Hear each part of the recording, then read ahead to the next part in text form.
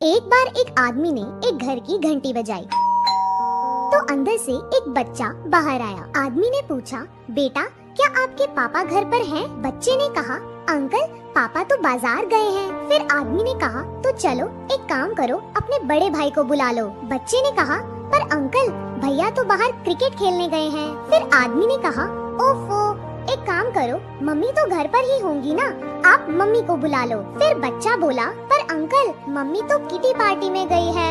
ये सुनकर आदमी उस बच्चे से परेशान हो गया और गुस्से में बोला, तो बेटा तुम घर पर क्यों बैठे हो, तुम भी कहीं चले जाओ। फिर बच्चा बोला, अरे अंकल मैं भी तो अपने दोस्त के घर आया हूँ।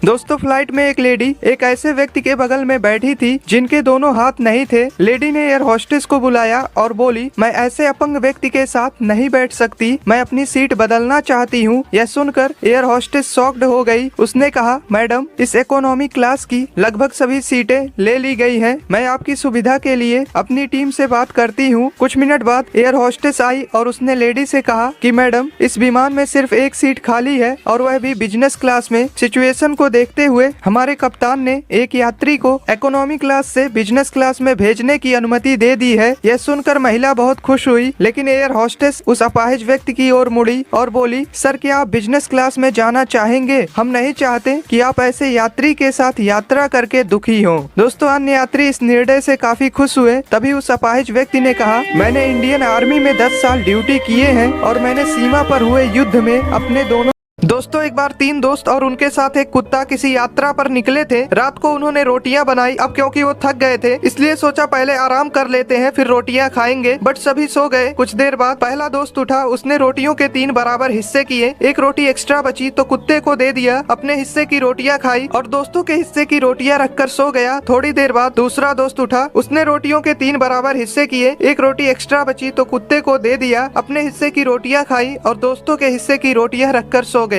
कुछ देर बाद तीसरा दोस्त उठा, उसने भी रोटियों के 3 बराबर हिस्से किए। एक रोटी एक्स्ट्रा बची तो कुत्ते को दे दिया, अपने हिस्से की रोटियां खाई और दोस्तों के हिस्से की रोटियां रखकर सो गया। जब सुबह तीनों दोस्त उठे तो बची हुई रोटियों के 3 बराबर हिस्से किए। एक रोटी एक्स्ट्रा बची तो कुत्ते को दे दिया और तीनों ने अपने हिस्से की रोटियां खाई। अब सवाल ये है कि शुरू में कुल कितनी रोटियां थी? दोस्तों अगर आप इसका जवाब जान तुम्हारी जिंदगी में एक ना एक दोस्त ऐसी जरूर होगी जो स्कूल या कोचिंग में तुम्हारे लिए सीट बचा कर रखती है। भले ही साथ में पूरा ग्रुप बैठा हो पर अपने लंच का हिस्सा तुम्हारे लिए जरूर बचा कर रखती है। वो एक दोस्त जिसका नाम लेकर तुम अपने बॉयफ्रेंड से मिलने जाती हो। हाँ, एक बेस्टी जिसे तुम अपने रिलेशनशिप की सारी बातें बताती हो। वो एक दोस्त जिससे तुम्हारी वाइब्स मैच होती है। वो एक दोस्त जिसकी दुश्मन तुम्हारी दुश्मन जरूर होती है। स्कूल या कॉलेज में एब्सेंट भी दोनों साथ में होती हो, जिससे एक फालतू से टॉपिक पर 3-3 घंटे बात होती हो। वो एक दोस्त जिसके कहने पे मम्मा कहीं भी जाना परमिट करती है। वो जो बर्थडे पे सबसे पहले विश करती है। वो एक दोस्त जिसकी पसंद भी तुम्हारी पसंद जैसी होती है। तुम किसी दूसरी लड़की के साथ स्टोरी लगा दो तो उसे जलन जरूर होती है। वो एक दोस्त जिस पे तुम्हें पूरा भरोसा है। वो एक दोस्त जिससे रिश्ता दोस्ती से ज्यादा बहन का है। और अगर तुम्हारी जिंदगी में भी ऐसी कोई दोस्त है तो तुम बहुत लकी।